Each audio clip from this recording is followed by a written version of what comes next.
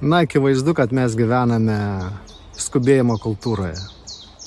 Būti nuolat užsiemusiam yra svarbu, todėl neretai mes patys susikuriame situacijas, kad tik tai būtumėm užsiėmę, vien tik tam, kad būtumėm užsiėmę. Na, kad atrodytumėm sunkiai dirbantis.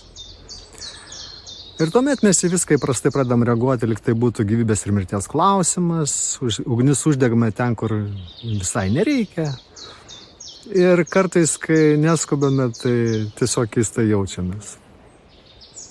Ir toks iš vienos pusės, na, neretai parodomasis užimtumas, o iš kitos pusės grafikai, terminai, datos mus iš tikrųjų, na, sekina ir vartoja.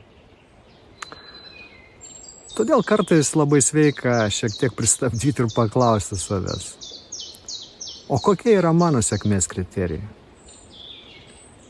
Ar tuose kriterijuose yra emocinė ir psichinė sveikata? Ar aš išlaikau elementarų žmogiškumą?